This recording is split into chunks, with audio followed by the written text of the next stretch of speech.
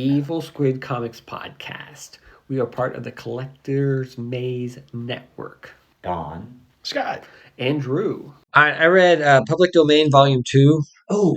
Quickly becoming one of my favorite books. Okay, did you talk about the person? I did. Did you read it? No. Oh, it's so Are you good. reading this in print? No, it's on the it's on the app. Okay.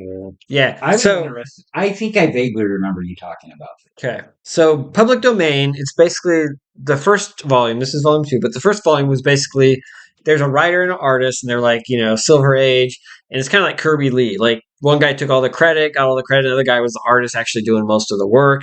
And so they've been fighting, feuding, and there's a lawsuit. Of course, this creation has become like into movies, and he's really big into movies. And, there's a big cinematic universe of this character. And he's like, but I created him, but he gets no credit. Well, anyway, they find a contract. And somewhere at the end of the first volume, he basically gets the rights to publish comic books of this character. The artist does. Mm-hmm. And so he basically has a son who's a writer, and another son who's an inker. And so he basically recruits them to help him make a comic of his character that he created. So that's basically what this arc is he's formed like a little bullpen studio with his two sons. There's another female writer, and then he hires like an old editor of his, and they kind of get like a bullpen going. They actually interview like a colorist and a letter to like get them in there too. And is this like a full slice of life thing going on, or is there any type of like supernatural? No, it's totally slice of life. It's totally slice of life. So anyway, so they got the bullpen going, they're getting the colorist letter, and then they're trying to get an Ashcan out to go to like Comic-Con to like debut at Comic-Con, because it turns out that the writer guy who's still with like the corporation, they're like, well, because it turns out that they want to create like their character, but they want to create like 2-3 versions of it, like a female version and like another version, and to like broaden the appeal, right?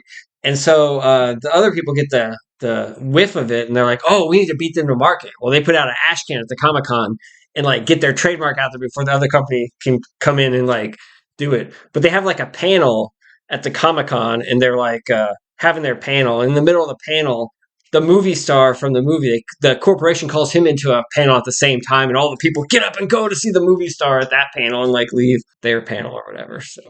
But yeah, a lot of it's about the characters and interactions between the characters and kind of slice of life, like Scott was saying. But the microcosm of it being like, a comic book industry, and they're making a comic, and they're going to the Comic-Con, they're making an Ashcan, they're getting a head. And it's just cool. It's like kind of like behind the scenes.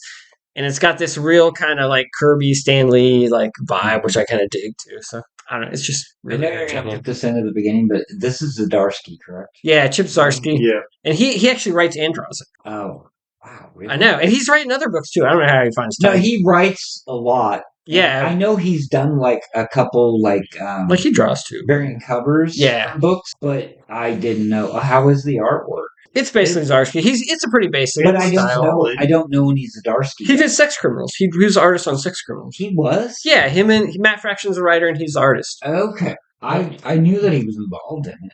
Okay. Yeah, he was the artist on Sex Criminals. Cool. It's just a pretty basic style, like it's nothing flashy, but it's fine. I mean, it's good. It looks very solid. It looks like it works really well for us. Looks like there's a lot of words in the story. How did Drew handle all the words? It's okay because it's like slice of life, and it's like actual characters talking. If he's got a good slice of life, words don't bother him. No. So it's only when it's supposed to be an action-adventure story. And so he doesn't want a lot of words in his superhero. So it could be like some teenage girl at the dentist, like in the... Yeah, that's fun. And it could be just filled with word balloons, like absolutely. All over the 9 panels, just filled with text. Absolutely.